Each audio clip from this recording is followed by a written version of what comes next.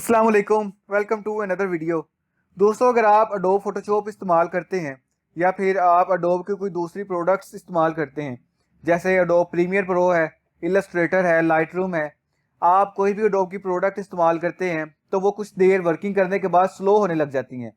इनमें लैग आना शुरू हो जाता है। ये हमारे सिस्टम को कुछ देर वर्किंग के बाद, जैसे जैसे हम वर्किंग करते हैं, कुछ देर के बाद हमारे सिस्टम को स्लो करने लग जाती हैं।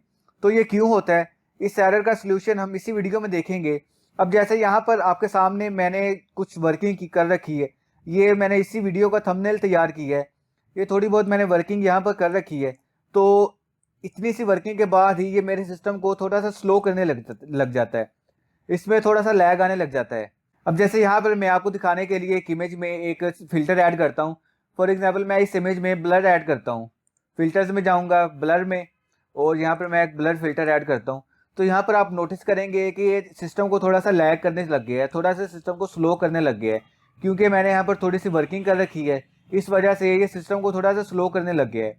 तो दोस्तों, यहाँ पर ये लैग क्यों आना शुरू हो जाता है, हमारी कुछ वर्किंग के बाद अडोब क्यों स्लो होना शुरू हो जाता है, पहले हम इस पर बात करते हैं। अब जैसे यहाँ पर हम कुछ वर्किंग करते हैं तो हमारी एक हिस्ट्री बनना शुरू हो जाती है। अडोब के सिस्टम में हमारी एक हिस्ट्री क्रिएट होना शुरू हो जाती है, कुछ कैशे बनना शुरू हो जाता है। चाहे आप प्रीमियर प्रो में काम करें या फोटोशॉप में या किसी भी प्रोडक्ट में, तो हमारा कैशे बनना शुरू होता है और हमारी एक हिस्ट्री बनना शुरू हो जाती है। तो जैसे जैसे वो हिस्ट्री ज़्यादा होती है तो हमारा सिस्टम जो है वो लैग करना शुरू हो जाता है, हमारा सिस्टम स्लो होना शुरू हो जाता है। अब फॉर एग्जांपल यहाँ पर मैंने ये वर्किंग कर रखी है, तो इसकी जो हिस्ट्री बनी है उसको चेक करने के लिए आप विंडोज़ में जाएंगे। विंडोज़ में जहाँ पर हम हिस्ट्री में जाएंगे, और हिस्ट्री में आप देखेंगे यहाँ पर ये हिस्ट्री इसकी क्रिएट हुई हुई है। जैसे जैसे मैंने टूल्स को यूज़ किया है, वो एज इट इज़ सारी टूल्स की हिस्ट्री यहाँ पर बन चुकी है। जैसे जैसे मैंने कौन सा इफेक्ट ऐड किया है, कौन सा टूल मैंने कब यूज़ किया है, ये सारी हिस्ट्री बनी हुई है। ये हिस्ट्री जब ज़्यादा बन जाती है तो इस वजह से हमारा सिस्टम लैग करना शुरू हो जाता है। अब इस हिस्ट्री को डिलीट कैसे करना है, हम यहाँ पर आएंगे एडिट में। एडिट में आकर यहाँ पर पर्ज में आएंगे, और पर्ज में यहाँ पर आप देखें सारी हिस्ट्री कैटेगरी वाइज हमारे पास मौजूद हैं। Clipboard, histories, all, video cache.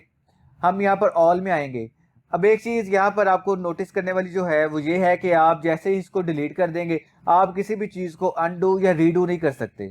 तो आप सबसे पहले ये चीज़ कंफर्म कर लें कि आपको किसी भी पिछली चीज़ की ज़रूरत नहीं है, हिस्ट्री की ज़रूरत नहीं है, उसके बाद ही आप इसको यहाँ से डिलीट करें। अब मैं इसको यहाँ से डिलीट कर देता हूँ। This can not be undone, continue, okay. मैं ओके के बटन पर क्लिक करता हूँ, तो इसने मेरी हिस्ट्री सारी जो है वो डिलीट कर दी है। इसको चेक करने के लिए मैं विंडोज़ में आऊँगा, और विंडोज़ में दोबारा मैं यहाँ पर हिस्ट्री पर आऊँगा। तो आप यहाँ पर देख सकते हैं कि यहाँ पर कोई भी हिस्ट्री मौजूद नहीं है। इस तरीके से ये जब हम हिस्ट्री को डिलीट कर देंगे, कैशे को डिलीट कर देंगे, तो हमारा सिस्टम जो है वो उसी परफॉर्मेंस में फ़र्क आएगा, वो एक अच्छे तरीके से परफॉर्म करेगा।